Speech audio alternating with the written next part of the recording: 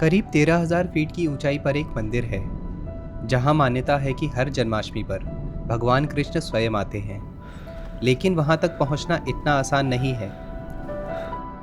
पांडवों द्वारा बनाए गए इस मंदिर के रास्ते में आपको जंगल, घास के मैदान और कुछ छोटे पहाड़ पार करने पड़ते हैं।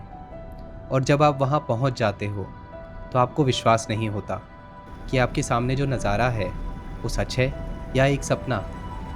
चारों ओर बर्फ से ढके ऊंचे ऊंचे पहाड़ और उनके बीच तालाब में स्थित एक छोटा सा मंदिर, जिसे देख ये लगता है कि भगवान का घर इससे बेहतर जगह पे नहीं हो सकता। और शायद इसी वजह से मैं भी निकल पड़ा युल्ला कांडा की तरफ। वो ले आनी चाहिए थी। लेकिन तो बोला था बोला नहीं नहीं आपका यहाँ पहुँचने का गलती है सफ़र पानी लंबा था, पता नहीं इतना। लेकिन कुछ जगहों तक जल्दी पहुँचना भी सही नहीं लगता। 3 बसें बदलकर और 21 घंटे सफ़र करने के बाद मैं पहुँचा युल्ला खास, एक छोटा सा गांव जो किन्नौर के पहाड़ों में बसा हुआ है। ऊपर से देखने पर यह गांव एक पेंटिंग जैसा लगता है। छोटे छोटे घर जो एक पगडंडी से जुड़े हुए हैं और हर दिशा में खड़े ऊंचे पहाड़। यहाँ जिंदगी की रफ्तार थोड़ी धीमी हो जाती है और शायद इसी वजह से लोग बार बार पहाड़ों की तरफ लौट आते हैं। अब शाम हो चुकी थी तो होटल रूम से ही पहाड़ों को देखते हुए दिन खत्म किया। अगले दिन मैं निकल पड़ा गांव को एक्सप्लोर करने और कुछ लोकल से बात की तो पता चला यहाँ के नाग मंदिर के बारे में। पहली नज़र में ये मंदिर एक सामान्य मंदिर लगता है, लेकिन किन्नौर में चीज़ें जितनी सामान्य दिखाई देती हैं उतनी होती नहीं हैं। सदियों से ये इलाका हिंदू संस्कृतियों और तिब्बती मान्यताओं के मिलन का स्थान रहा है। यहाँ हिंदू परंपराएं, बौद्ध मान्यताएं और स्थानीय देवता मिलकर एक अनोखी किन्नौरी पहचान बनाते हैं। यहाँ धर्म लकीरें नहीं खींचता, बल्कि एक ही नदी की अलग अलग धाराओं की तरह एक ही दिशा में बहता है। इसीलिए एक मंदिर और मठ का एक ही परिसर में होना इस इलाके में आम बात है। और कई स्थानीय देवताओं का सम्मान हिंदू और बौद्ध दोनों समुदाय करते हैं। कुछ देर बाद मैं गांव की गलियों में निकल गया, जो कि अपने आप में एक अनुभव था। कल का सफ़र मुझे और ऊंचाई की ओर ले जाने वाला था, लेकिन आज के लिए इस गांव ने मुझे रुककर इस पल को महसूस करने की वजह दे दी।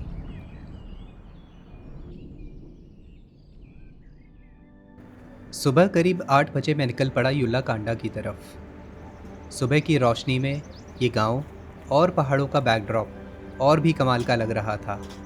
और ऐसे ही नज़ारे देख के मन में ये ख्याल आता है कि काश मेरा भी घर यहीं कहीं होता।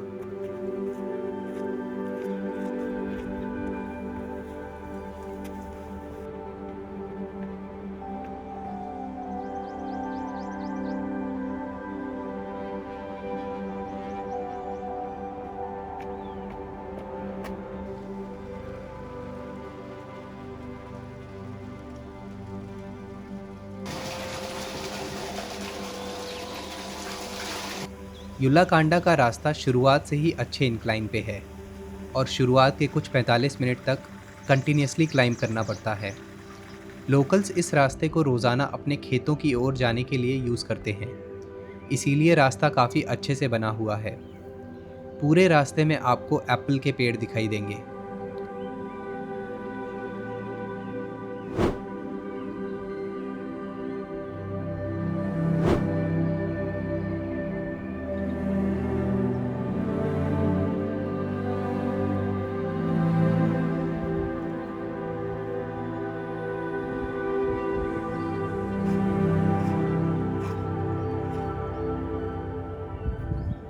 और यहीं मुझे दिखाई दी एक नानी, जो इतनी उम्र होने के बावजूद अपने खेत में काम कर रही थी।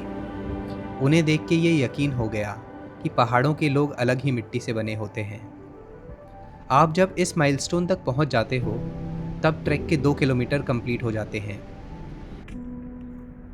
मैंने पहले से ही डिसाइड किया था कि I will give my body enough time to acclimatise, तो आज मैं सिर्फ बेस कैंप तक ही हाइक करने वाला हूँ। इसीलिए आई वॉज नॉट इन अ हरी, और जहाँ टाइम मिला I played with the dogs and took a lot of rest stops. ये ट्रेल बहुत ही सुंदर है। और पहले 4 किलोमीटर आप स्नो क्लैड माउंटेन्स के पैरेलल चलते हो और फॉरेस्ट सेक्शन में एंटर होते ही ये ट्रेल ट्रांसफॉर्म हो जाती है। यहाँ चारों तरफ देवदार, भोजपत्रा और पाइन के पेड़ दिखाई देते हैं।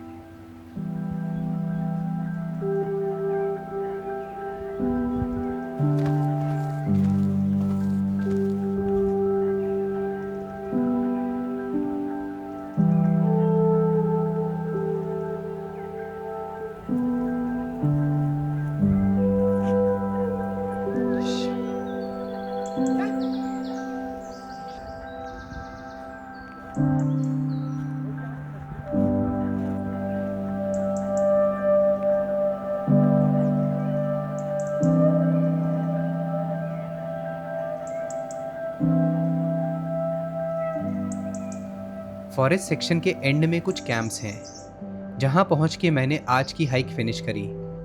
और ये है मेरा टेंट जहां मैं आज रुकने वाला हूं। थकान तो थी, लेकिन इतनी खूबसूरत शाम टेंट के अंदर बिताना भी ठीक नहीं लग रहा था। तो सामान डंप करके मैं निकल गया मेडोज़ की तरफ, जो कि कैंप साइट से सिर्फ 50 मीटर की दूरी पे है। यहाँ मुझे कैंपिंग के लिए बहुत सारे स्पॉट्स मिले, पर ग्राम पंचायत ने मेडोज़ को प्रोटेक्ट करने के लिए यहाँ कैंपिंग बैन कर दी है। एक नैप के बाद मैंने बाकी शाम कैंप साइट में बिताई।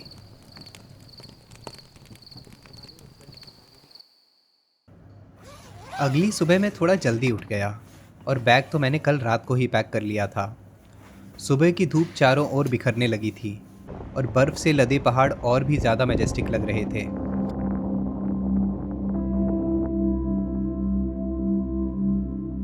युल्लाकांडा पहुंचने का एक्साइटमेंट अब पीक पर था। मैंने बैग उठाया और निकल पड़ा। इस गेट को पार करते ही आप जैसे एक अलग दुनिया में कदम रख देते हो।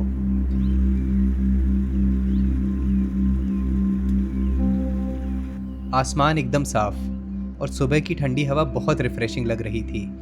मैं जितना ऊपर चढ़ता गया, पहाड़ उतने ही विशाल होते गए।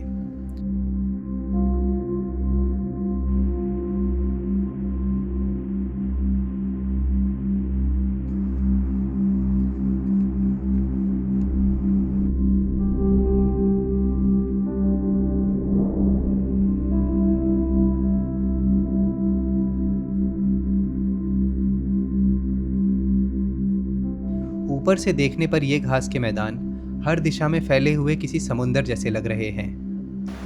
भीमताल से आती हुई ये स्ट्रीम दूध के जैसी सफ़ेद है और ये ब्यूटीफुल लैंडस्केप मेरी यादों में हमेशा के लिए बस गया।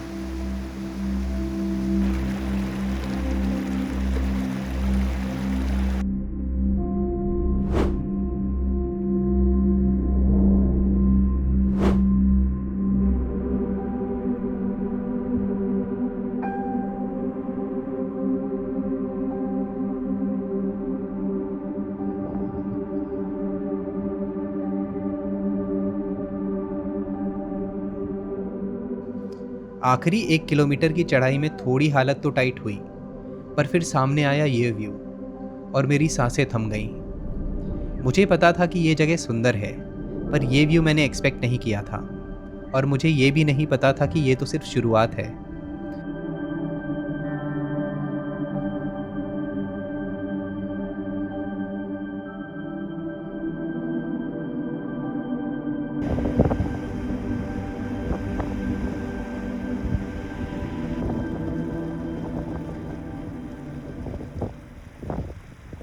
कुछ ही देर में मैं पहुंच गया युल्लाकांडा, और जो मैंने देखा उसे मैं शब्दों में बयां नहीं कर सकता। चारों ओर बर्फ से ढके ऊंचे ऊंचे पहाड़ और उनके बीच तालाब में स्थित एक छोटा सा मंदिर।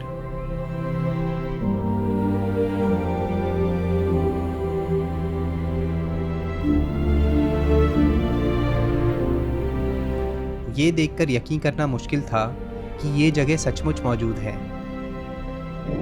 पहाड़ों ने इस जगह को एक एम्फी थिएटर की तरह समेट रखा है और मैं इस एम्फी थिएटर से जिस दिशा में देखता, दूर दूर तक हिमालय ही दिखाई देते।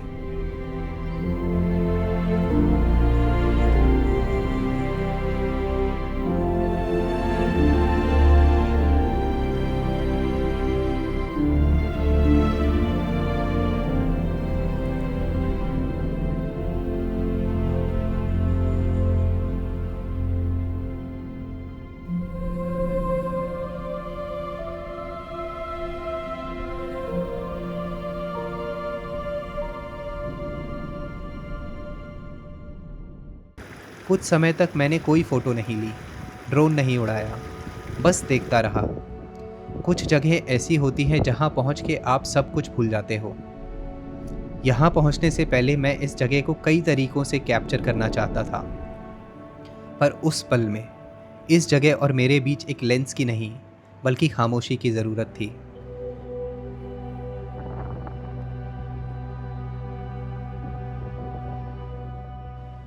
जाने की कोई जल्दी नहीं थी, फिर भी पता था कि कुछ देर बाद वापस लौटना है। लेकिन जितनी देर मैं वहाँ बैठा रहा, उतना ही महसूस हुआ कि कुछ जगहों से लौटना आसान नहीं होता।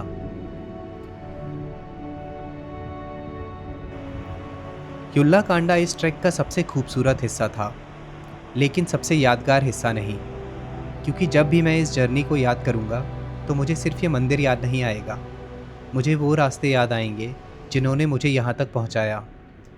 युल्ला कांडा अब सिर्फ एक बकेट लिस्ट आइटम नहीं रहा है, वो अब मेरी यादों का हिस्सा बन चुका है।